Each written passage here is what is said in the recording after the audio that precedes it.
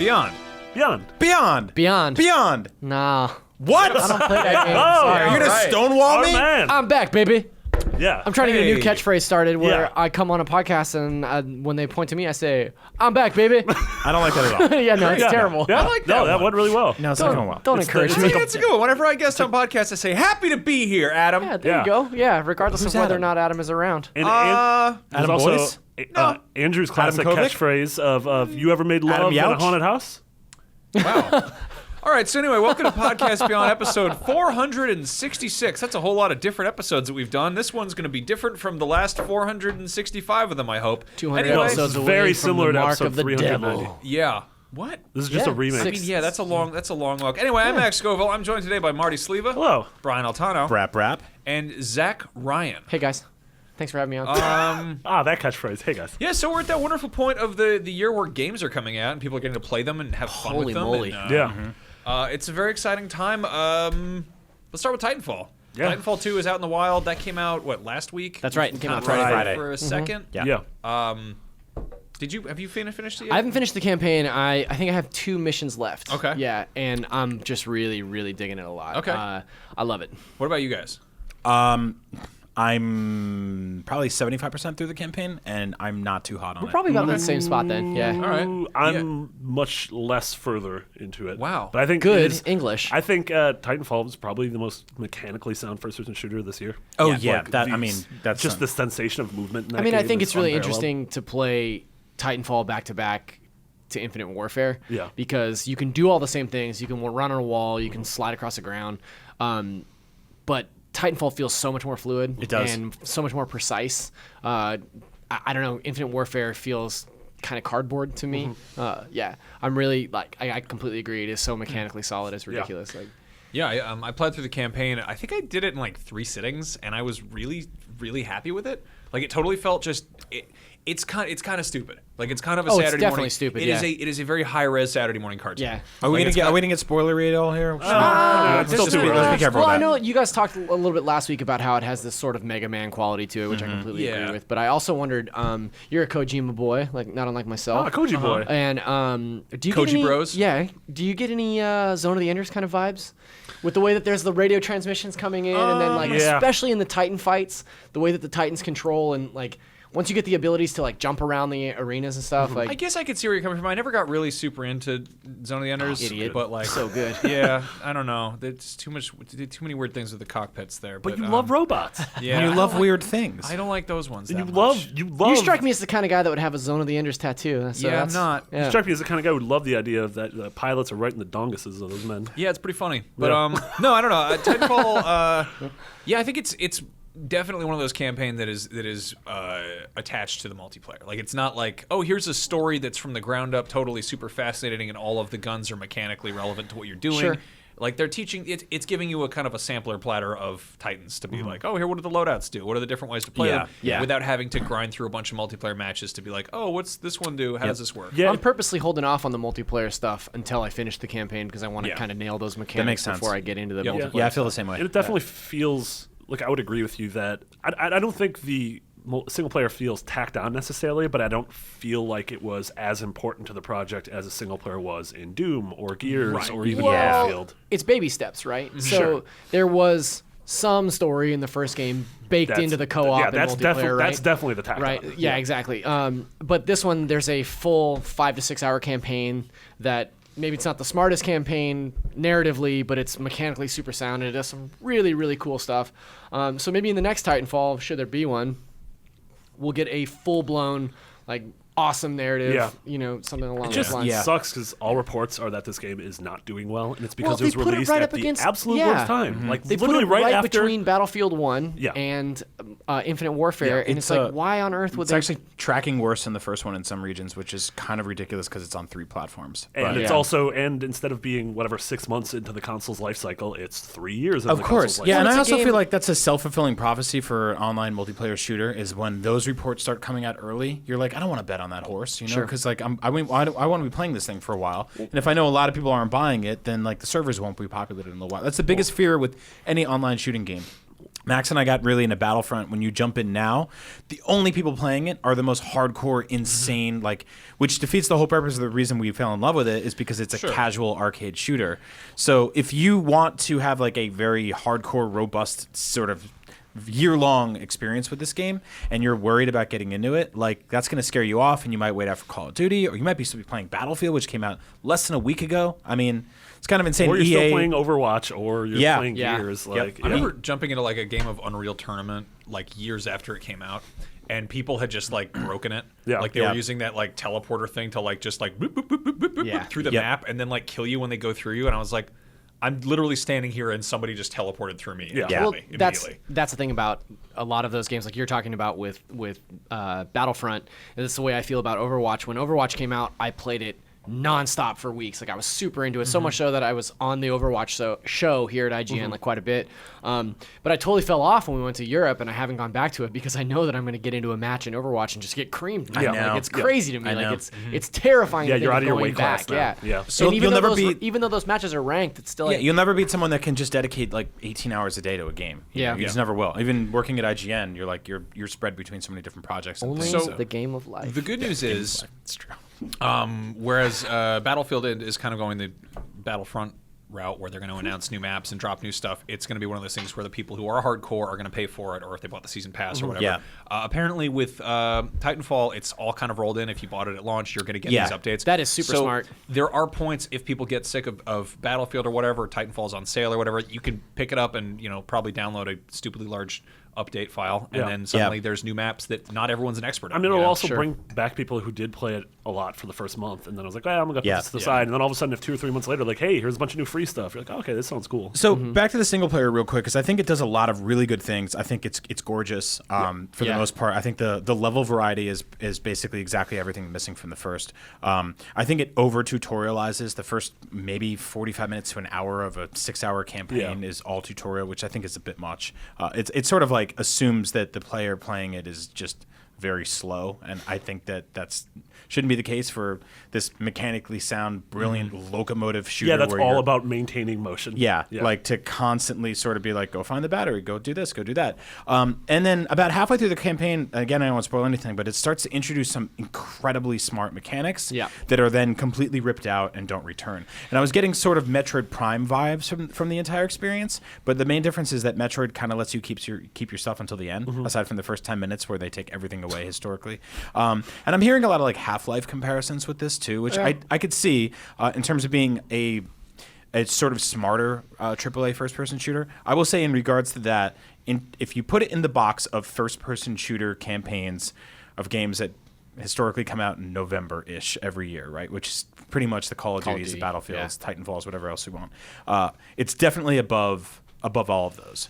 But in terms of being something that like I'll ever want to replay again or even think about the moment it's done, I don't think that'll be a thing. Sure. I'm sort of fine with that though. Like I don't think like I played through the Doom campaign once, loved it, and I don't think I'm ever going to play it again. Oh yeah, and same thing with Wolfenstein, and I'm totally fine with that. I was completely blown away by Doom earlier this year. I think at your recommendation that I should play Doom, and it's a game that like I totally fell in love with. I only played that game for 3 days straight and blew through the campaign. But like I'm pretty sure I deleted those files from my PlayStation because it's one of those things where it's like it was fun, but it's never something that I'd want to go back through. Well, I feel like Doom kind of embraces its own stupidity a little bit. Yeah. Well, so I feel like Titanfall does in the same way. Not really. The thing of it is, I don't think Titanfall is as good at doing that. I think that like a lot of the voice acting and the story stuff is very sort of like dry and almost sort of like, oh, we've got to go do this thing. They try to set up this sort of buddy cop interaction between you and your Titan. Yeah. And it never really gels. There's just no direction there. Yeah. It kind of bugged me because there are parts where I was like, that's funny in theory. That's funny on paper. Yes. That's like good comic book writing. Yeah. But somebody wasn't sitting in the room being like, okay, say that once more, but like you're angry at the robot. Yeah. Or like, oh, the robot is being a dork here. Like I think it's like a lot of video games. They're scared to have any rough edges, which is what jokes frequently are. But yeah, like there's one boss who shows up, or he's like shouting at you over this intercom thing, and he's like, what we have here is a failure to communicate. I'm like, no one would quote Cool Hand Luke that far into the future. Are you serious? Like, I'm just like, that's such a, like, that's so cliched. It hurts. Yeah. And then it was like, oh, he's got sort of a drug problem, and I like fight this guy and his robot, and it's like, I would say they went 40% into characterizing this boss. Yeah, and it yeah. would have been more entertaining if he was just some generic grunt who came out and was like, "Roar!" Like the fact that we've got the fact that we got games like Shadow of Mordor, for instance, that have literally procedurally generated villains who are that forgettable. Like it'll be like, oh, it's Tug Ratbag McGurk or whatever, and he shows up and he goes, Of the Dublin and it's McGurks. like, he doesn't know anything about you. It's just a bunch of math and randomized parts there. Like if you're actually paying people to write and design these characters, there is no excuse. I mean, short of just getting noted to death by somebody higher up. Yeah. Also, the problem there is like comedy is very hard for traditional writers, especially if you're not a comedian. Yeah. And so that's the thing is like in Hollywood, you bring in script doctors like Dan Harmon added jokes to Doctor Strange. Yeah. Like they had a cut of the movie, he watched it, and then he added jokes to it. I mean, Patton Oswalt gets paid to do that kind of stuff too. It's great. And I think that that makes sense. But if you're not going to play to those strengths, then just make Band of Brothers with robots. That's the other thing people do. And like I said, this is smarter than most of the other AAA shooters in the same way a puppy can be the best football player at the Puppy Bowl. That was adorable. Anytime. So I think like you said, Zach, I think they're getting there, right? Like they're digging and digging until they find what this game is and what it means to people. And the multiplayer, from what I hear, is fantastic. We'll get into that later. I'm sure all of us will dive in a little bit. But to zoom out from that, we know Respawn's next game is a Star Wars project. Correct. The creative director of God of War 3. We assume it's a third person from the behind-the-scenes stuff, hand-to-hand combat-y thing, like you would expect from a man Masters of the Terras Kasai. So, I mean, what do you like? Does this in any way impact your excitement, positively or negatively, for what that's going to be? I think that just based on the fact that we've got a story-based game, we've got probably another Battlefront on the way. I think and maybe BioWare is doing something. I don't know. I feel like they're going through this checklist of what the Star Wars game has to be.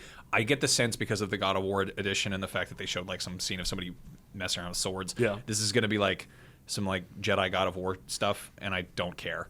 I'm kind of burnt out on lightsaber crap in Star Wars. Really? I want more scum and villainy. I want Smuggler, I'd rather. I was gonna say I'm kind of rather with see you them on do that. like a bounty hunter game. I think we're going to get probably the smuggler thing from Amy's game. It seems like if she's going to make a game where it's going to be the Star Wars equivalent of Nathan Drake, you're going to get some of that. Well, it feels like we get a new Star Wars movie every year, and we get a new Star Wars game every 2 years. That's pretty much the way the cycle's rotating. I mean, I think we're going to start getting them every year. They're leaning very hard into I think that they kind of blew the whole wad with lightsabers in the prequels, and a lot of people love that. And there is that whole people KOTOR and all that because everyone's got a lightsaber. Yeah. But Rogue One specifically isn't going to have any lightsabers in it. I think that was sort of what. I mean, you sort of get lightsabers in Battlefront, but it's kind of almost in a hokey sense. Yeah, but that game's not about hand-to-hand combat. Yeah, exactly. I don't know. It'll be cool, but I just that's never been the side of Star Wars. The wizards are fine. So, I don't love anyway. What if it's an action game? There's so much of that universe to explore, and I feel like most media has predominantly explored the Jedi stuff. Yeah. I mean, what if you're a character like Rey throughout most of Force Awakens, and that it is, Well, I think that's a turn that we're seeing in that franchise itself, right? Which now, is, I think Rey, in terms of actually, now we're getting into this, but in terms of actually becoming a Jedi or whatever, is sort of one of the more interesting ways of telling that story. Because so far, it's been Jedis are either pure good, pure evil.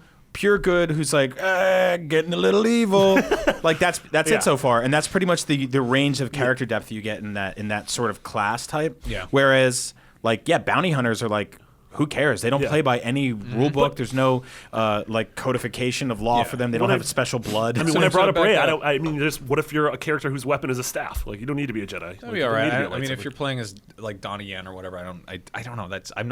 I guess the whole intersection of Star Wars and martial arts isn't a thing that grabs me really. Yeah, me neither. That said, you're asking me what I would want to see in a Star Wars game from Respawn. Yeah. All I've seen from Respawn is Titanfall. Yeah. I don't know what they're capable of. But it does give me they do give me supreme confidence that they can build that world because there's bits and pieces of Titanfall that look a lot like Star Wars. Absolutely, absolutely. Especially Titanfall a lot of too. the planetary stuff, a lot of the jungle environments, even some of the factory stuff that I've seen so far. That looks like Star Wars to me. It totally does. There are entire sections of the single player campaign that felt like that sort of mesh that Star Wars does perfectly. Of just here's technology and here's the jungle and overgrown, you gotta fight those weird tigers. Yeah, it's the best Avatar game we've gotten. Yeah, that's you get to be a large robot who has a knife for no reason. Oh, remember the awful why would you give Ubisoft Avatar game? It was awful. I have that on my desk. Yes. Well, that was again like that's another thing that kind of bummed me out about Titanfall single player campaign is that there are 4 enemy types in that entire thing. Yeah. Like there's robot, the robot man, the tiger, and then the large robot man. That's the whole thing. But no, I think there's a like. Did you finish the man? I fought a lot of the man. Okay. Yeah. It's really funny when you shoot the man in that game because his head just explodes in the air. Yeah, it's really funny when you shoot the man as the robot because their whole body just blows into just chunks. like, It's like, what? wow, Oh, that's I'm sorry. extremely violent. But yeah, I don't know. I'd love to see some stuff that's sort of like. I mean, no one's really explored this, but like, what's a ATST look like 200 years after ATSTs look like? I'm starting to think they look a little more like Titans. You know, like what's a more sort of locomotive vertical ATST, like one that can wall run or something like that. You know, I don't know. I feel That'd be a about weird that. looking chicken. It's kind of weird. how come? I feel like Star Wars is so kind of like tied in that used future, but it's also like they've all got like World War II guns with like camera parts glued to them. You know, like there's something inherently crappy about Star Wars.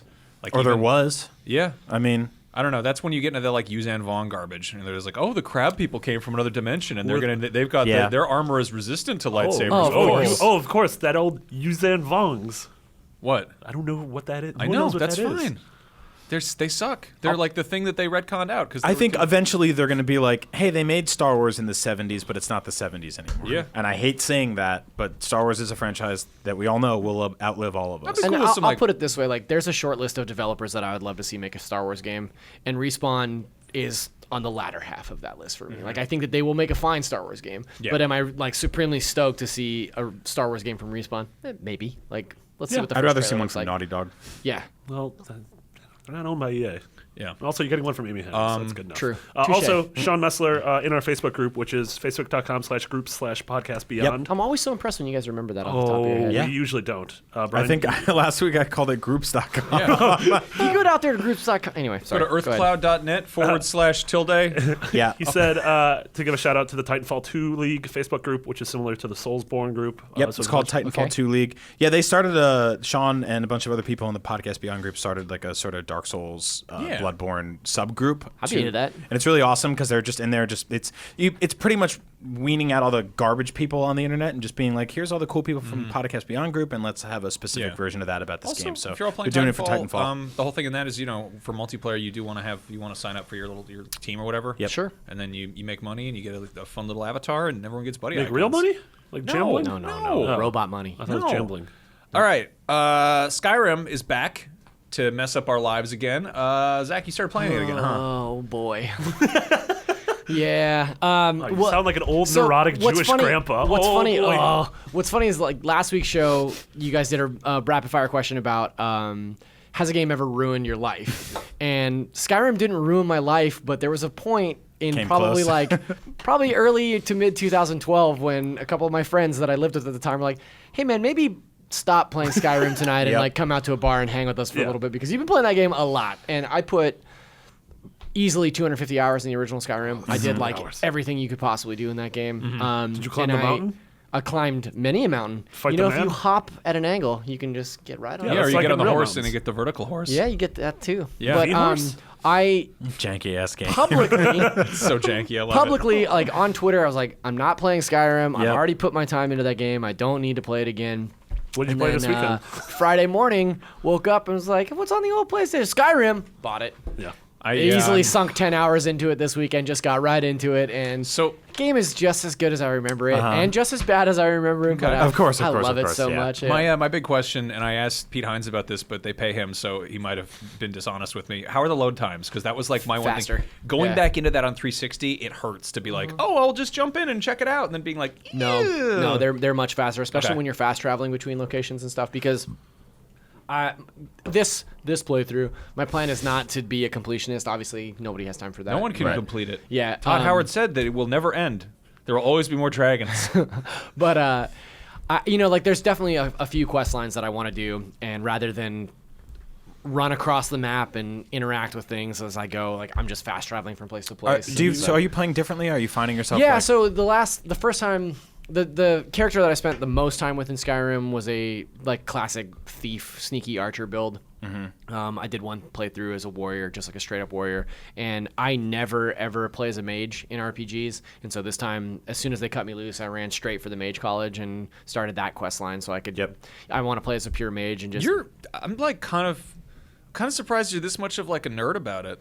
Yeah, I mean, You saw how much time you put into Witcher, and I don't mean like that. It's more honestly like out of any genre or setting for any game, like a fantasy RPG is my thing. No, I get that. I'm more the He's fact like that classically Zelda trained. I'm not talking about that. That's not what I'm talking about, though. I'm talking about the fact that you get out of jail at the beginning of Skyrim, and then you make a beeline for college. Yeah, you're like, I'm gonna go to wizard school. Like, I gotta get to Hogwarts. Like, I did the first, like the preliminary missions that let you access those other things. Like you do a fetch quest for somebody, and he's like, oh, it seems like you might be well versed in magic. You should go and check this out. And then like I just ran straight there. Right. See, like with Skyrim, for me, like Witcher's one thing. Witcher's so very like. It is so built around like a story framework, and it is kind of very clear what kind of like it, people show up on your maps as being like quests and everything, and you go to bulletin boards. Like it's kind of there's sort of a structure there. But I've always loved Skyrim on the basis that you just get lost. You're like, what the hell is this? Oh, this is where a bunch of orcs live, and they just eat a bunch of skulls out of bags. So and that was that was sort of my rationale for repurchasing and getting back into Skyrim is that it's an awesome game anytime that there's a lull. To just like if there's not a game that you're looking forward to coming out in the next couple weeks and you're looking for something to play, you can always play Skyrim for an hour and find something. Like find a cave that you missed the first time around. Yeah, and I think we kind of jumped into this conversation assuming that everyone in the world knows Skyrim because you probably should. It's one of the greatest games of all time. Yeah, it's probably one of the most important games ever made. But in case you don't, it's basically an open world action RPG set in first person. Or third, but it's kind of janky in third. The third feels really way floatier than I remember. I was never into the combat in the third. It looks cool though, especially to get to see your character and all the stuff that you. Yeah. But if you're looking for a game this fall and you're not really enthused by like Call of Duty and Battlefield and Titanfall, and you want something that's like you're looking for this year's Witcher or whatever, and you for some reason never played Skyrim. Yes, proceed with caution. If you fall in love with this game, we might never see you again. Yeah. The Skyrim guide on IGN, I believe to this day, if everyone went away at IGN, it would continue to generate revenue for someone somewhere because it's so it's like just consistently still in our top 10 most popular pieces of content ever, and now probably all over again. Well, it's also an amazing wiki. IGN has a wiki for every game that you can imagine, and they're all very thorough, but this game in particular, and like some of the bigger games like Grand Theft Auto or something like that, but Skyrim, we have an interactive map that you can zoom over and click on, and it'll tell you what items you can find in each dungeon and things like that. And then we also have this awesome character spec build out thing where you can go in and select, like if you're building a mage character, you can apply points and see what skills that unlocks, and like that way you can map out your character ahead of time rather than Brian and I were working here back then, and that was literally multiple people's full-time job for 3, 4, 5 months was working on that guide. I mean, every time Bethesda drops a game like that, it's just like, I remember, like, I've said this before, but Colin Moriarty, for the first, 2 years I was in this office, was playing New Vegas? Fallout 3, I guess. Yeah. That's good one too. Yeah. It was just I just heard the loading menus and the pause screen and it was something like his guide he ended up writing 250,000 words. He wrote a book. He wrote a book about that game. That's nuts. Yeah. I mean, it's interesting to go back to Skyrim now. It's 5 years old at this point. They've redone all the textures, they've redone all the lighting effects. Like, it looks gorgeous, except for the faces. The faces are still terrible. And those wolves. Yeah, but it's still there's still funny little glitches that you can find. That's kind of the charm in a lot of Bethesda games, and it's also kind of a detriment. But this weekend when I was playing, I ran into a mammoth just frozen into a wall. And he was still alive. Accurate. Sure, he was still alive, but I just sat back in stealth and just picked him off with my bow and arrow and just watched my archery stat just increase over and over. Oh, really? Yeah, that was really cool. Great. What I like is when you try to create a reason for a glitch. Yeah. Maybe these wolves are cursed and that's why their faces don't move. Or maybe that mammoth was frozen in that wall during an ice age. Now he's becoming unfrozen. We should link out to that wolf video somewhere. I think my favorite was I walked into this castle and it's full of skeletons and I'm just fighting all these skeletons and I go in this one room and there's this bowl of cheese on the table and it's just vibrating a bunch and I'm like, oh man, this place is haunted. It's just like a haunted cheese bowl. Yeah. It's a very specific ghost. Yeah, I was like, whoa, Skyrim- poltergeist, gotta get out of here. Skyrim for me, like in the same way as Metal Gear Solid 5 is a story or is a game that its narrative is told through interactions like that. Like it's that like, and that's why I'm excited to work at IGN when this game is out again, because we can swap those dumb stories. You know, like Yeah, it's that. awesome. I'm actually, Marty, you've never touched this, right? Nope, literally never touched it. We're gonna be, I think, doing a Let's Play series of that. Oh, that's rad. Yeah. I I think feel like it's it's going to be you making very bad decisions and me getting like an anxiety attack because that's not the way I play games. honestly pitched it as training day. Yeah. Like, know you've you'd never get done wet. this before. Yeah, we're gonna get butt naked on skooma. Gonna go collect some can you debts. finish this game? So there, I mean, you can finish. There's multiple different quest lines. Yeah. There's the main quest line, but then each like. The Mage School has its own quest line. The Thieves Guild has its own quest line. The Companions have their own quest You can line. bet And a there's dragon. DLC. Yeah. Yeah. You I can knew that. You can do a hot sex. I think on we're a gonna dragon. get married. I think we're gonna try to find a nice wife. Yeah. Yeah. It's because it's like almost everyone I've ever met has been like, yeah, I love Skyrim. I played it for 100 hours. Yeah. And I'm like, oh, what'd you do? And like, I have no idea. No idea. Well, Marty was texting me over the weekend, and he said that an open world game that big gives him like anxiety. And I It's said- terrifying. I said, "Don't play Skyrim. You'll have a heart Yeah, attack." I had the same thing with The Witcher, where I was like, okay, I can see myself getting into this, and I pulled out the map, and I was like, no, The what are you Witcher's so nuts? I think Witcher's like so good. even Witcher, like Still playing that, too. mainlining that is like that's like an 80-hour game. Yeah. But with Skyrim, like the thing that they pitched, the thing that they labeled as like, oh, there's dragons abound. This is the main storyline. You can plow through that in like 5 or 6 hours. Right. Not rushing. Like 3, I think, was their record or something. Interesting. No, you can play that game in Russian. Shut up. But yeah, like that's one of the storylines, one of the quest lines. But like I think that was just the one that they were like, okay, what's tracking best? Dragons? Why the hell not? Perfect. Sure, Yeah. let's throw it in there. And then like there's other stuff where you're like, oh, I'm gonna find the vampire friends, or I'm gonna adopt orphans and then kill their orphan master or whatever.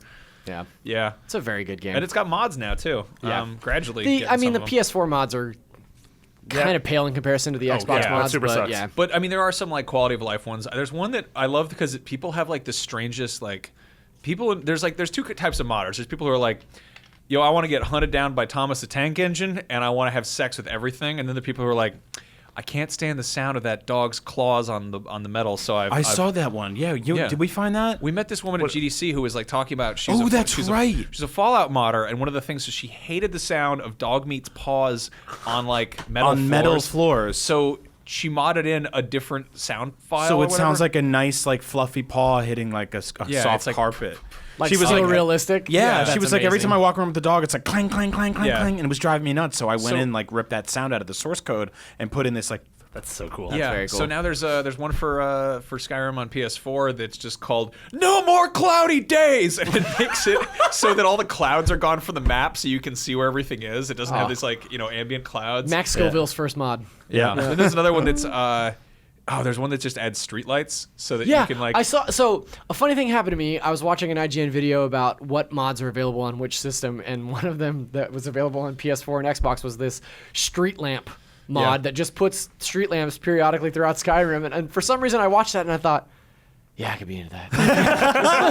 I don't know why. This really funny that is it's somebody got just really like he says in the description, he's like, I got really annoyed that snow would fall on roofs and then it would also fall underneath the eaves of roofs. So like, if you see snow in real life, there's always like if there's a little lip. So basically it makes it so that there's no snow on porches in Skyrim because the guy was like, that's not how snow works. There's a small gradient on the edge. And It's then the rest is absolutely how snow works. It's called wind, you dolt. I mean, but like he just yeah.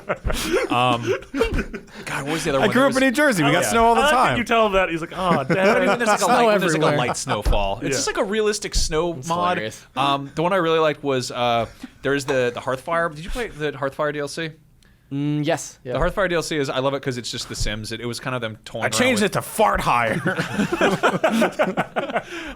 but it's the one where you build a house and you start like making you get to cut down logs. You build this stupid house that's full of mannequins for your dumb armor. Yep. But then you can go and get an orphan and a wife and you just like have these like this family and it's like it's kind of weird because when I was playing I'm like I just looked like Glenn Danzig. Like I was just this awful like satanic like metal man who's going around with a mace. And then I've got this like woman I'm who's here like to be a nice werewolf, Dad. yeah. Like I come in like, Papa! Papa, you're home. And I'm like, yeah, time to have a nice big bowl of berries because I went out and got it in the woods for you. But like, I guess if you keep playing that DLC, you can wind up where you have like two different homes. You've got like a winter home, you got like a lake house and like a mansion, and your family will just wander around and like NPCs in Skyrim, they'll occasionally just get lost. So like one of the mods is just like, we put a road between your two homes so that your family doesn't wander around in the woods. How thoughtful.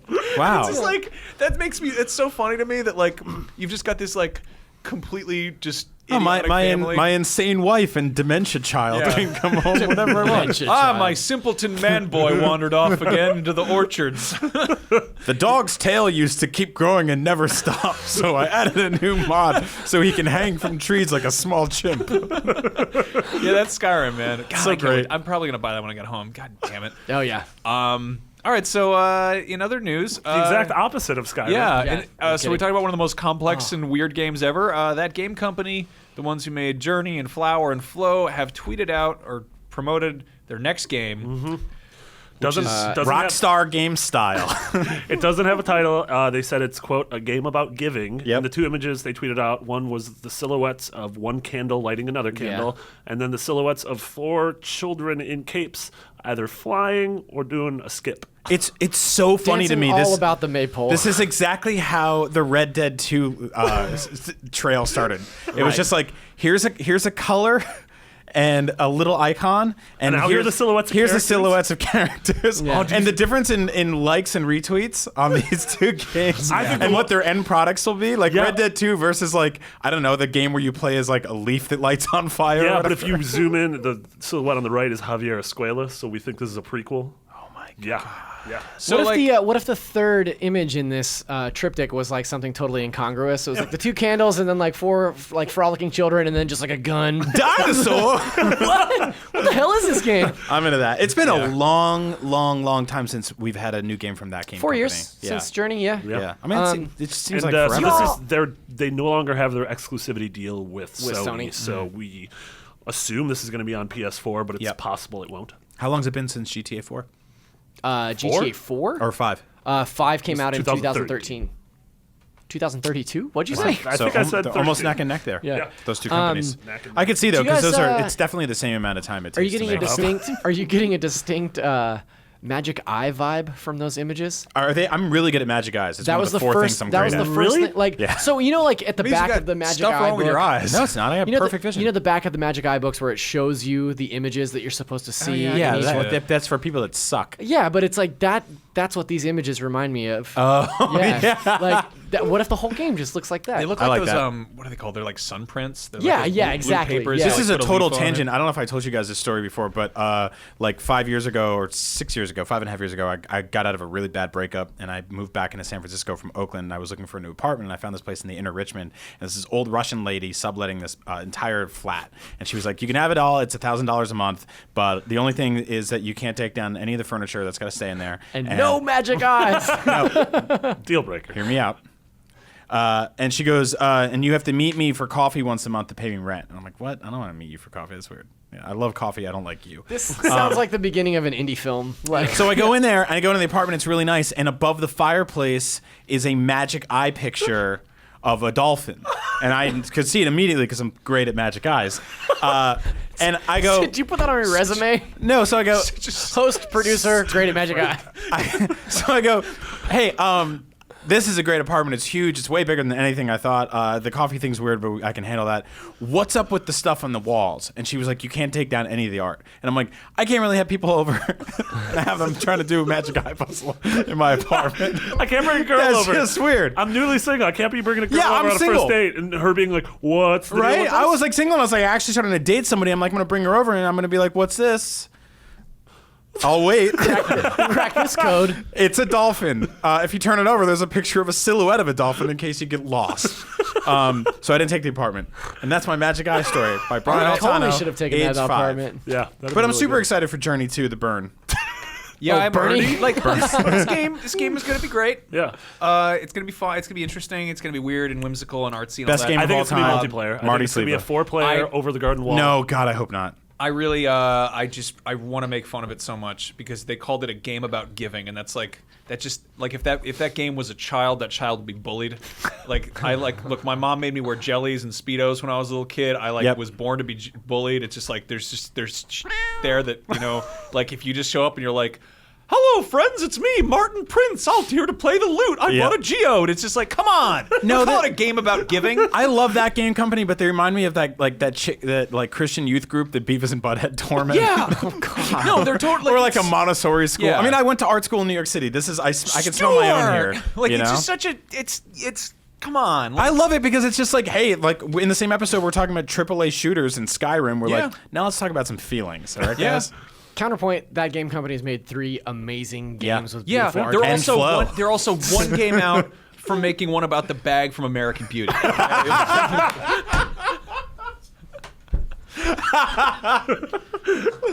Oh man, if basketballs were allowed at that game company, I'd say that was a slam dunk. Basketballs. Wait, is that a ball? Get that out of here. They're too competitive. Yeah. Pack up your things. Pack up your things. No competition. Oh, that's great.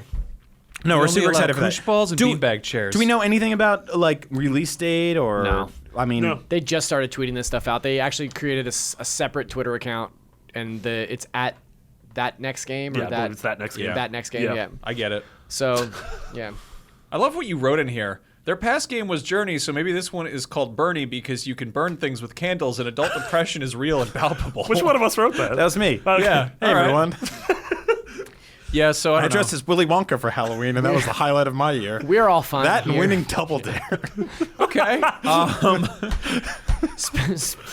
Speaking of games, dark things being revealed in a very obtuse manner, we got a nice reveal of the next Tomb Raider game, Shadow of the Tomb Raider, which was revealed via someone's laptop screen on a subway. Yeah, I feel Remember really when bad. this happened for Black Flag? Yeah. Also in Montreal. Yeah.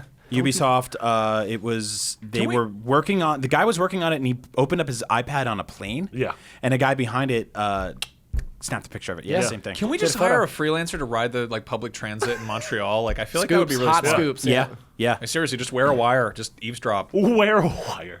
Yeah, this is great. It's also like, I mean, they sell those like screen things that you can put on that makes it tough to look at from different angles. Yeah, they also That's sell how I those, watch adult films on planes. They also sell those laptop bags that you can zip up when you're riding the train, and no one will get you fired. Yeah.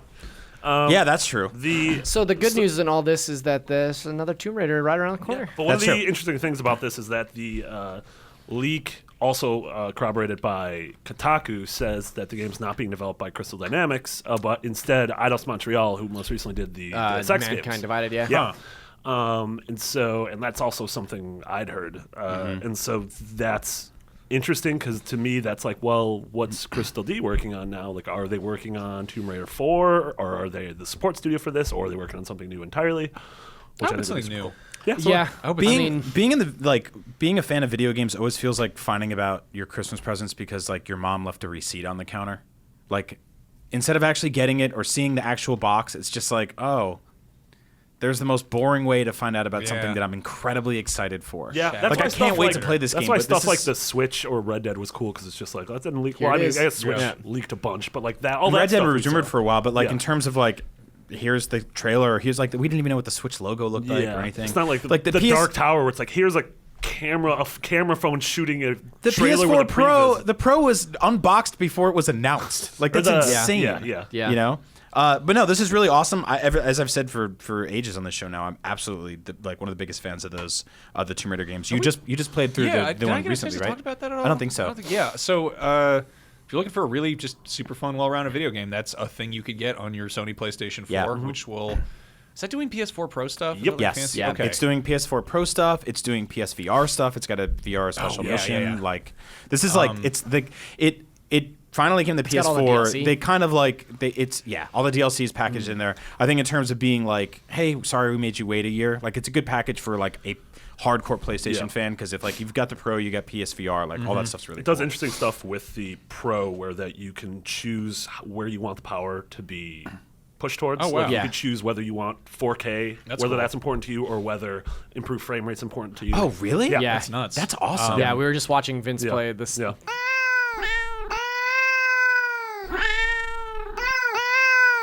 So Can we talk about that? I will say that. sorry. Embargo. Okay. Wait, and Question mark? Question mark? It's 45. fine. All right. Um, So yeah, I will say that Rise of the Tomb Raider is like pretty much a perfect video game, especially at its like 20th anniversary form, where it comes with all the bells and whistles and all the weird crap you can do. I played through that game probably. I think it's not super long. It's like 8 or 10 8 hours. to 10 hours. Which Yeah. is like just the right amount to not get sick of it, but also It if I'm like, it can be double or triple that if you like go all in. Yeah. but- Well, yeah, And then it's if got you're this- hunting down all the animals to Yeah. upgrade all your gear, or it's got that wacky like trading card arcade game mode, like the expeditions or whatever, where you can go in and like I like finished the game and I was like I beat the last boss fight or whatever the hell you do at the end of that game, and I was like, oh wow, credits, this whole game is over. And then I was like, what's all that crap I unlocked? Yeah. You know, and then I Yeah. go to this like you go to this weird thing, and basically it feels almost like a slot machine. Like you have all these cards you unpack, and then basically like they're weird modifiers, like all the enemies maybe explode into poison gas when you try to loot their bodies, or headshots make rainbows shoot out or whatever. Like literally, I set it so that I had classic Lara Croft like these crappy PlayStation 1 graphics. Yeah, that's one of my favorite things ever. Giant Yeah. head, and then a rainbow trail. So she just looked like this cartoon Bratz doll. Yeah. and she's just going through this like awful scorpion cave, and I was like, this is nightmarish.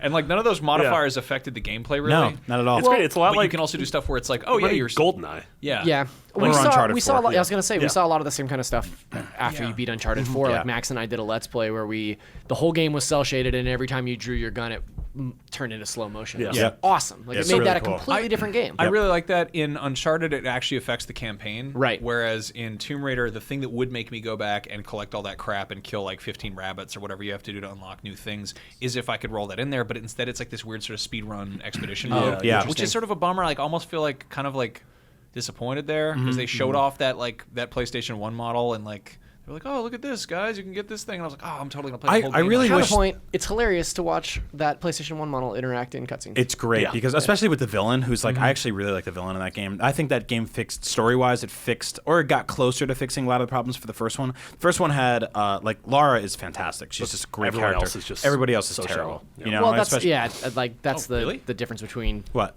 I was way less happy with the story in the second one. Oh, really? Yeah. Really? I thought the Interesting. first one just devolved into sort of nonsense by the end. I of it. loved totally that did. nonsense. Really? You Yeah. fought an ogre. Yeah, I mean, You it went did up on get a pretty wild. I had to Write fight that down. An numerous ogre battle. large Ogre. bells. Ogre battle. We don't say ogre on this show. That's right. Oh, the O word. the big O.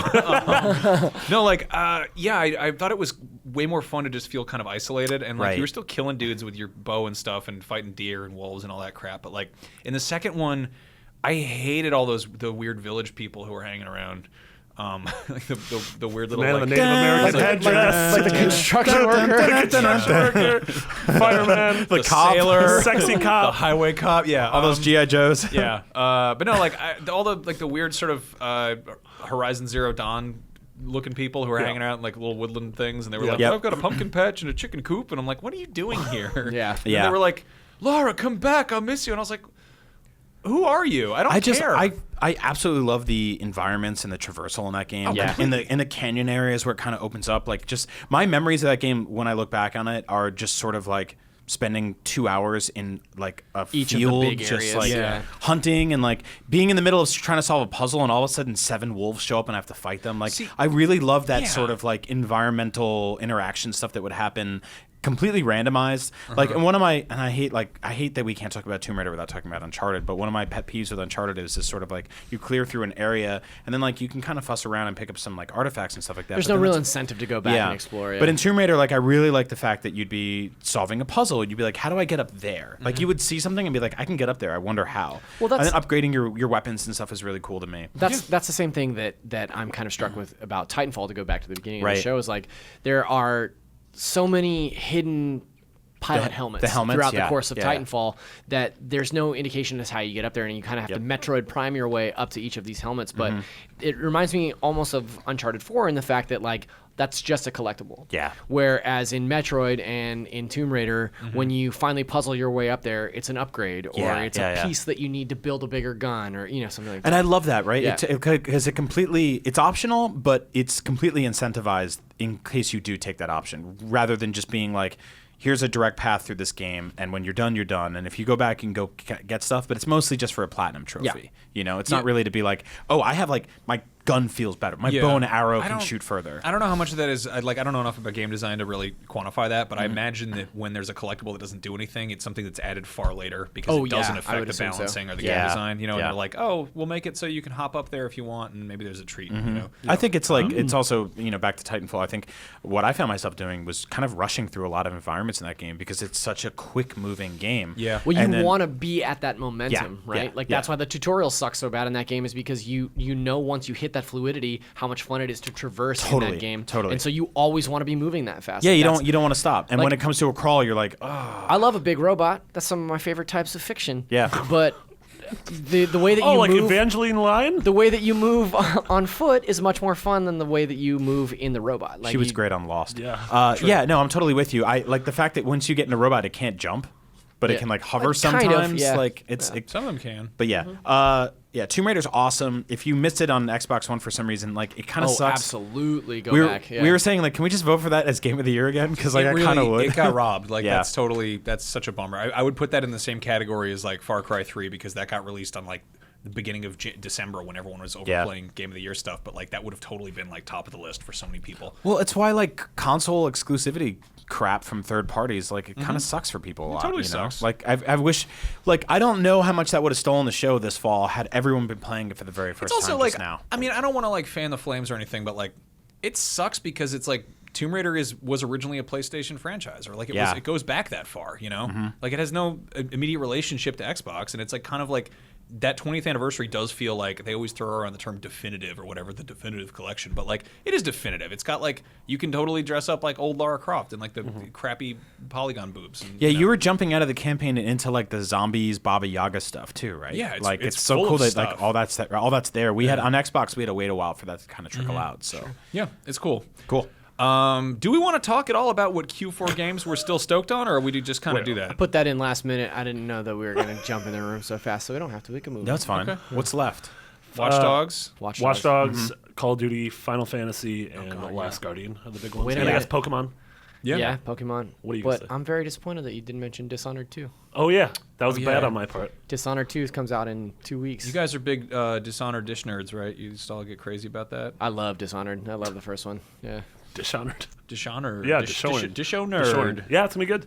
I'm super stoked for Watch Dogs. Me too. I want to burn through that before Final Fantasy comes out, and that's probably going to take up the rest of my year, aside from Last Guardian, which I think I'm reviewing. Yeah, I'm very excited for Watch Dogs. I'm guessing that game's going to be like a 7.5 or 8. That's just kind of where my head's at. I would really love for that game to be like a solid 8. Yeah, like, I think it will be, and like I think that's it's going to great. be 10. You think it'll be a 10? Out of he doesn't think that. Out of the whole 10. It's very hard for the old game. metric 10. Yes. It's very hard for a game like that to get everything right. You know, Dan Stapleton throws out 10s like crazy. So that's not true at all. Absolutely not true. It's absolutely not true. That's gonna be awesome. And of course, The Last Guardian. Like, I can't wait to see. I like even if that game ships completely broken. Like, there's gonna be so much in there that I can't wait to try. I know you and I have talked about this, but like here in San Francisco, on the sides of buses and a couple of billboards, and now slowly but surely, like during major TV events, we're seeing ads for The Last Guardian. It's crazy. So surreal. Some of that's me. What's that? I've been putting up posters. Good for nice you. work. Yeah, I've been hanging up some walls. No, Max and I saw them outside. The old street team. Yeah. We saw them above the Jacob Javits Center and Madison Square Garden. Jacob Javits Center. New York Comic Con, the show you worked with me last year. Junkum Javits. Jacob Javits Center. Never been there. Is it Jerry with a Jankum? Jerry Jengas? Well, they also put ads above Madison Square Garden. Heard of that? Okay, your hearing disease doesn't Madison extend Square Garden. Mardigan Dargan. So they're putting money into this thing finally. I still haven't seen a ton of TV commercials, but I cut cable, so. Jefferson Cube Yard. Yeah, the only time I see TV commercials is when I'm at a bar and I'm usually pretty drunk. So. Yeah. And there's usually no sound, and so I make up my own stories. That's a good way to do it. Yeah. The narration and the large dog has returned, and the boy must help him get out of the cave. You should come head by some of my bus stops where I've been putting up those posters. Ooh, corporate synergy. I think it's weird you call them your bus stops. Oh, Max. They got my posters up. They are my bus stops. In addition to running a street team, he also owns a bus line. So, good. Yeah. It's called the Peter Pan bus line. We got cheap trips going up to Vermont if you want to go there. All right, so we have a new segment. What VR playing? What VR playing? The number one virtual reality Dracula podcast. Thank you to Beyond listener Tiger Bauer for that great also title. blame him for that. I'll fly through these real quick. I still love PSVR. The honeymoon is not over yet. I really enjoy just going home and just playing that thing for like 30, 40 minutes. The honeymoon? Yeah, you know The that. Honeymooners. Is that a VR experience? In cinema mode, you can watch all 12 seasons of The Honeymooners. See that man do a real Boom, right to the love moon. it. Somebody just like shells out hundreds of dollars for like, yeah, I got the 4K stuff, I got the PS Pro, I got the PSVR. Mostly just been marathon and Green Gables. Like, I really wanted to do a hard rewatch of Mad About You. yeah, I was just watching bad. Anyway, carry on. Dog Which is a character. Side note, you can use the PS4 media player to watch movies in VR mode, but because they're not like designed for that, it's insane. How big can you make Andy Griffith's head So look? I put on like the original 1970s Jungle Book, That's not great. Oh boy. which I love. I love that movie. I don't know why. It's just like it was a file I had. I pirated it. Put me in jail. It's the law of the jungle. I stole the movie where the line "Where's the crown?" It doesn't fit in his head. Okay, like if you're gonna hit me in jail, like let's just talk about how great that movie is. They love and that movie in prison. It was like watching it in like a nightmare tunnel through like a cone. Like it was like spinning, and I was like, ah! It was like- So be careful with that. Good to know. I'm hearing people are trying porn with that. Good luck. Godspeed. Good luck on the other side of that K-hole. Yeah. Attack on Titan. So I'm playing a bunch of really cool VR games. One of them I tried is called Windlands. It's legitimately the most terrified I've ever been playing a VR game, and it's a happy, like fun, comfy platforming game, but it's all in first person. But it gives you that feeling of falling. Where your stomach I mean, it drops. sounds like Where it's your VR stomach- jumping flash, It's- which seems it's like a terrible idea. 100%. It's VR jumping flash in first person, and you have these grappling hooks, and you basically have to like That sounds Mario. super cool. It's really cool. You have to Mario 64 your way around this like huge 3D environment. You'll see like a tree that's like 7,000 feet tall. You're like, how do I get up there? So I was shooting up, and I got to the top, and I was like, oh my god. And I walked to the end of the tree, and I was like, oh, there's a platform down there. I can get to it. I'm gonna jump for it. And I jumped, and I was like, ah! Oh my god, I made it. And like after 10 minutes, my wife walked in and she was like, "Are you okay?" And I took the VR headset off. My face was beet red. I was covered in Sweating. sweat, and my Yeah. hands were covered in sweat. And I was just like, "Yeah, I'm having a great time playing this game. It's really fun. It's called Windlands." So this is the second time I've heard this kind of thing from you, where you're terrified of heights, but you want to go to the tallest places. Yeah. Like when we were in France, like a cat. Yeah, I we were know. in Paris, and Brian was like, "Hey, let's go to the Eiffel Tower." And then as we're riding the elevator up the Eiffel Tower, I look over Side and note, he's like, crippling fear. Yeah, he's like, "Look at how sweaty my hands are," and there's just a puddle in his hands. they're dripping like, sweat. yeah. Well, and that was the second time I've been up there too, because I think fear is a lot. It's a lot like Taco Bell, where you have it and you're like, "I'm never gonna do this again." Is that a and Frank Herbert quote? You Then get a you're few really drinks like in and you're Taco back there. Yeah. It's stupid, right? You subject yourself to stupid things. But part of this is like, after like 25 minutes, I was like, I'm never playing this again. And I went back the next morning and I'm like, I'm actually getting better at this. I also played this game called The Weeping Doll, which is like... Sounds awful. It's sort of, yeah, it's really funny. It's sort of like a Escape the Room type game. And it's Japanese, but it's got British voice acting. So it's insane. And moving around in the game is just, it's bizarre. No VR game has really been like, here's full 360 like first person controls, because most people can't handle that sort of like movement of it. They get nauseous. So in this game, you project this like hologram elderly woman towards a different part of the room, and then she disappears, and you're like in front of a clock, and she's like, "I hear the ticking of the clock, but what will make it stop?" And you're like, "Oh my god, this is terrifying." So basically, there's these nightmare dolls and this little girl running around this house, and you have to solve this puzzle. It's $10. It's terrifying. So give that a shot. I also play this game called VEV, or Viva X Viva. Oh, the Viva. Yeah, which is really cool. It's $5. You play as like basically a microscopic organism. Sure. And you're inside what I believe is like the human body. It's sort of like that Martin Short movie, Inner Space. Inner Space? Yeah. That's not a Martin Short movie. He just happened to be in that movie. He was in a lot of that movie. He's the agree to pilot disagree. No. inside. No, he's Oh, the I love man. short not. films. Isn't he the man? No. He's not. Isn't that the man? I believe that was Dennis Quaid. D. Quaid. Dennis Yeah. Quaid's the pilot, but they're inside Martin Short. It's literally in the entire movie. That might be the case. Just yes. because you're inside of a man, it doesn't make him the main character. What about the movie? What about Inside Out? How was that the comment that grinded the show to the halt and not my comment? Because he looked at the camera like a sick dude. So anyway, it's really cool. I like it a lot. It's basically, it feels like this underwater No Man's Sky almost, where like the sense of scale is just ridiculous. You're floating along, and like these just huge sort of like giant organ-looking shapes float by you, and there's weird monsters and creatures, and it's like $5. It's a great sort of just fun little VR experience. Yeah, did you know that if you get to the center of the universe in No Man's Sky, turns out you're inside Randy Quaid? I would love that. That's a lot better than the version of the center of the universe that they put in that game. Yeah. That they stopped talking about. The Randy Quaid that also less. we stopped talking about. Yeah. So what's Carnival Games about? Carnival Games just launched on hey, PSVR. everybody, Carnival Games is back again. Yeah, remember that game? So this game sold them like over 1 million on the Wii. So like every console launch, all the sort of like Me too. yeah, all the kind of like junky kind of third-party games come in. They're like, hey, don't forget about us guys. Hey everyone. You thought you were done going to the carnival. Yeah, but Why we're back. have other plans? So here's the weird thing about this game. This is absolutely a game for children. All the commercials are making it seem like it's for like drunk adults. Oh, you mean a VR game for children 12 and under who cannot play this game? That's the thing. PSVR is not made for children at all. Like if you're not supposed to have prolonged use with VR or 3D if your eyes are still But as a growing drunk up or adult, are you whatever. having a good time? No, so here's the thing.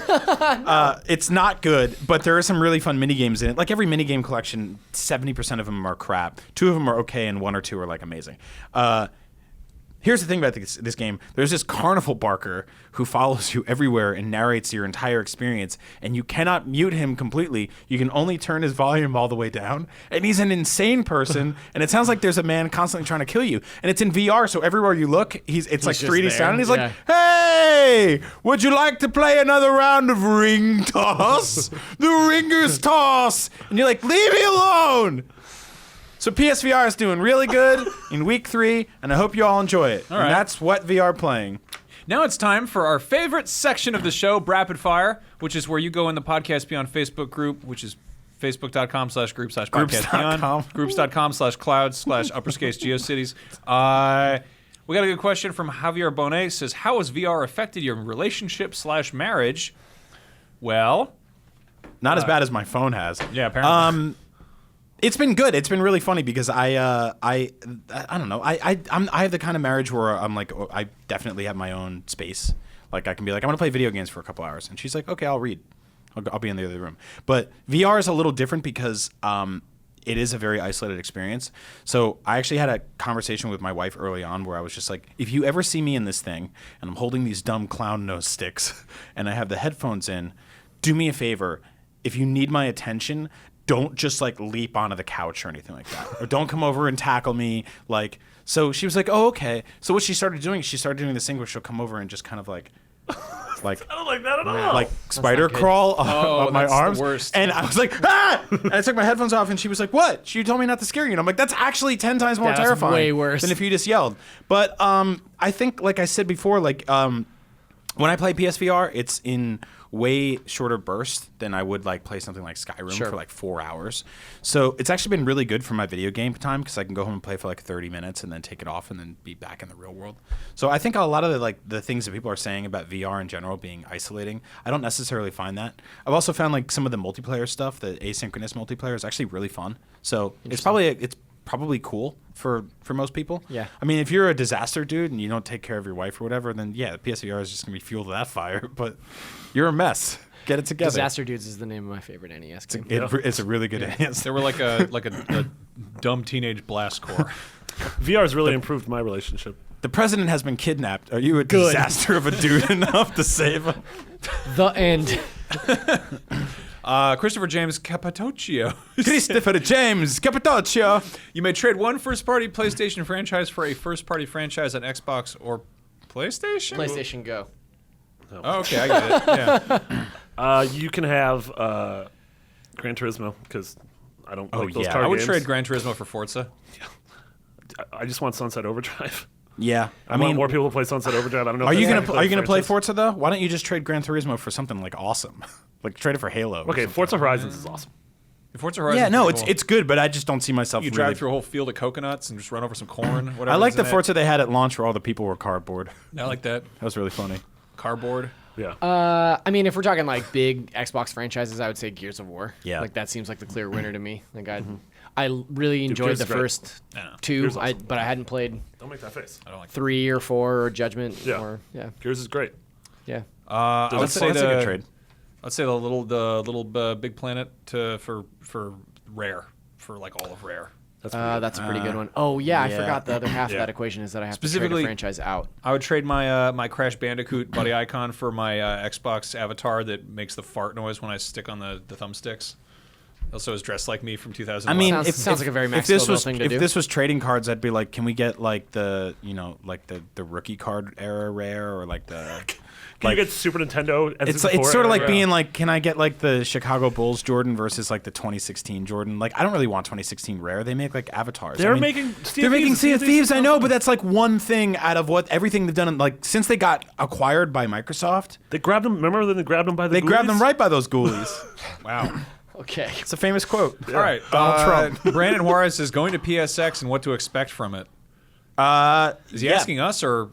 Yeah, he Yeah. wants. He just Oh, wants to okay. know what it's going to be like going to a PlayStation So conference. PSX this year is in Anaheim on December 2nd and 3rd. It's at the Anaheim Convention Center, which is a very large convention center. Yep. I would say expect hands-on with a bunch of games on PS Pro, on 4K TVs, hands-on with a bunch of VR things, tons of really cool indie games. There's going to be a press conference in the morning that will probably have cool Yep. announcements.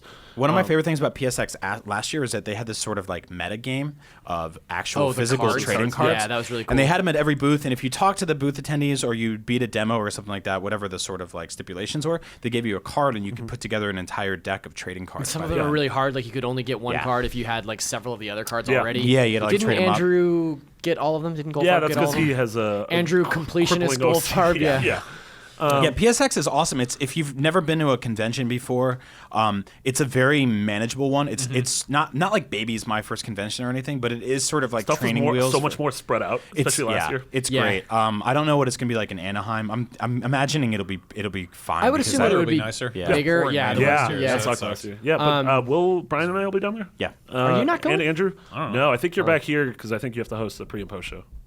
That sucks ass. All right. Ass suckers.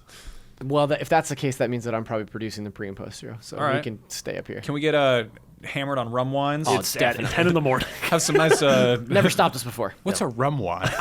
It's wine where you pour rum Won't in you it, like dummy. to know in Anaheim? Why don't you have nice margarita bowls? Okay, we got a rum wines up in San Francisco. but the thing Oh that bummed me yeah, out- Anaheim, California, the pinnacle of human food. The thing that bummed me out is that Corey Barlog said that God of War will not be there. Yeah, I sad. don't think we're gonna see that game for a while. Yeah. What about? Do you think we'll see Horizon at PSX? I think we'll definitely see New Horizon. Playable? There's some rumors of the Uncharted DLC. Yeah, Yeah. yeah. Which would be cool. That'd be It cool. was Troy Baker was talking about that in interviews recently about how it's looking like it's the biggest. one of the Baker's biggest- dozen. The Am I doing that They're right? doing a panel as well. the best thing about PSX last year was the ability to just walk up to any game and play it. Like that was the best. Yeah. Like there was Yeah. hardly any lines for things. Like I know Yeah. I played Uncharted 4 there like relatively easily. Also, we did a bunch of multiplayer stuff. Like, It just was wasn't really like claustrophobic like a lot of conventions are. Yeah, it was Except really when spread- those sack boys came out, and then we had to look at their big, huge asses. That was really strange. But no, it's really cool. If you love PlayStation like we do, it's an awesome show because like you'll just see cosplayers as like Ratchet and Clank, and it's like you might not necessarily see that at Comic-Con. It's also But- so singularly focused, so you know everyone there has the same interests. As Yeah. opposed to PAX, where some people are just there for board games, or some people just want to play Pokemon. The merch booth usually has cool exclusive stuff, so get there early on the first day and buy whatever you need, and then you can spend the next few days just kind of playing video games. There's going to be a large tiger on the show floor that you're going to be able to pet. That's Live, true. yeah. Ezekiel's tiger. Yeah. Yeah, it's a great show. All right. Luke, give us a hug if you see us. Luke Sowen says, which IGN editor would make the best president of the United States? I'm saying Jared Yeah, Petty. probably Andrew Jared. Goldfarb. Really? Wow. Yeah, hands down, Andrew Goldfarb. Really? Yeah, that dude's a Who's his- workaholic. he's so analytical. He's analytical. He's organized. He's a people pleaser, and he's Yeah, but can people handle a president who precariously keeps his laptop so close to the edge of a table? I think No, that a no, they president needs to cannot. do that. I think you have to live dangerously. He's got a lot of upper body strength, which most presidents have, except for Taft. I love Jared Petty. I don't think he I don't think he wants to be. I don't think president. anyone should be presidents anymore. Probably too nice to be I president. think Miranda, he's would too be, nice I to think be Miranda would be a good president. Miranda would Yeah. probably be a good president. Yeah, she's got a good head on her shoulders. Leo Nordstrom says, anyone of the Beyond crew getting the Pro next week? Also, when does the embargo of it drop? I have one. That's for a you. great question. Marty. Yeah, the 7th. Well, the stuff I said I knew we could say, and then loose lips sink ships went on to say more. It's fine. The 7th. I have one pre-ordered. I'm like kind of back and forth on it, but I think I'm going to go for it because my launch PS4 sounds like a Harrier jet. Yeah, so does mine. B, I was going through that logic in my head of like, do I want to upgrade the hard drive or just buy a Pro because a Pro has a terabyte? I could upgrade the hard drive on mine. You have a 500 gig hard drive in yours? Yeah. Jeez. I know. Well, I don't have I kind of like get rid of stuff when I'm not playing it. Like I don't really have a need to have like I don't know. Like what's one of last year, like Overwatch. Like I played it for 2 hours and then I deleted it. Like I don't need it there anymore. But Sombra's coming. Yeah, potentially. I was looking at the stuff that it can do potentially for PSVR. Like there's actually great sort of performance boosts on stuff like that. There's natural performance enhancement. Yep. There's also, like I said, the hard drive stuff. It's going to do some performance boost stuff to regular games, even if you don't have a 4K TV. So I'm sort of like future-proofing because I know that like I'll ride this out for a couple more years. And my logic is it's $399. If I buy it and trade in my other one for like $200, then it's really only $200. And had I just spent $100 on updating my hard drive, then it's really only $100. That makes a lot of thing. sense. Yeah. So, and then I'm like 4K proof, and my PSVR games look better. Also, I mean, you probably spend like an average of like $50-$60 a year on hiring a maid to come and dust off the glossy launch one. So if it's matte, it's going to show less dust. So you're saving money just on the dusting of it. That's true. Do you have a 4K TV already? Not yet. See, that's the only thing that's keeping me from taking the plunge is I just don't have a 4K TV. I don't know that I I'll probably be able will to by take the end of the advantage. year. Yeah. 4K. Yeah. God. Yeah. Yeah. Yeah, my TV's only got 3Ks. Yeah. No, what an awful so thing to you- say. you- I'll definitely never say that again. Christ almighty. Zach, I heard That's where they you- skipped that stage. Yeah. I heard you talking about you're potentially going to get one, right? I mean, I don't know, because it's for me, it's a package deal. Like, you Yeah. got to buy the 4K TV, you got to buy the PS4 Pro. I don't think you do though. So, I mean, there's graphical enhancements that you can potentially do without having the TV, right? Like, or without having 4K. But I don't really know. I feel like I'm perfectly content with the way my games look right now. Well, I don't necessarily need an upgrade. Also, the Nintendo Switch is right around the corner, and I'm definitely going to buy that. I will say that Yeah. Sony's done a pretty crappy job of kind of explaining to the average gamer what this will do for them if they don't have a 4K TV. And It's going to have to be you're going to have to show it out in the wild.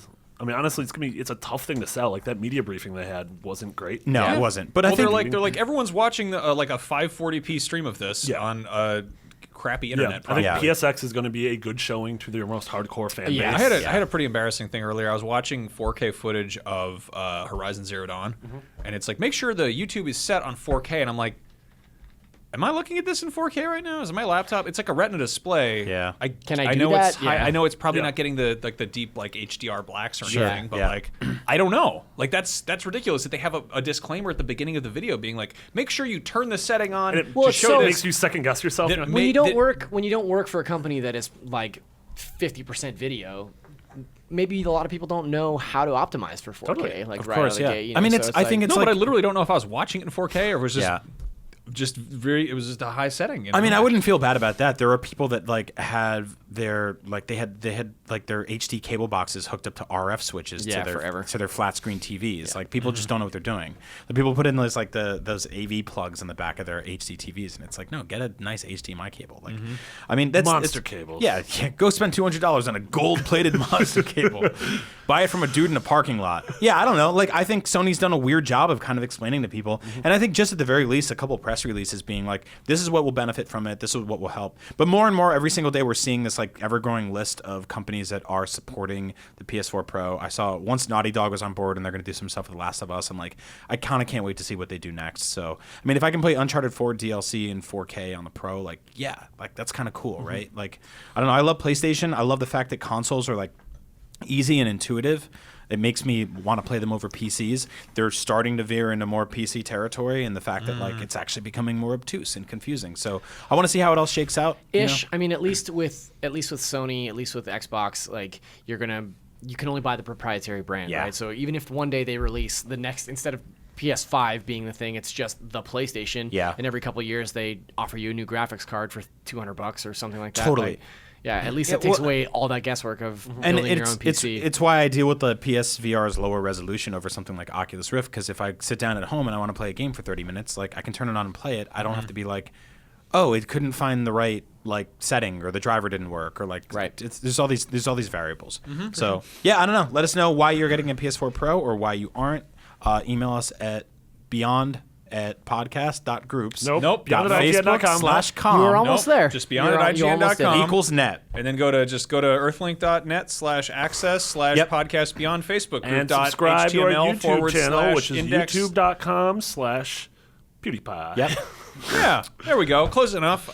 Yeah, thank you all for listening, and thank you guys for joining me. Once again, you can find us all on Twitter. I'm Max Scoville. Marty's McBiggity with 2 G's and 2 T's. Brian is Agent Bizzle, and you are Zacharias D. Correct. Zach. Cool. What does the D stand for? Dong. Nailed it. Ducks. Right. Great. Thanks, Yes. everybody. That's Yeah. it. That's the end of the show. That's it. That's Apparently weird. That's so. a weird end of the show. So really, the show's over. That's the end. There's the show. That's how it just ends. I mean, yeah, life doesn't have a.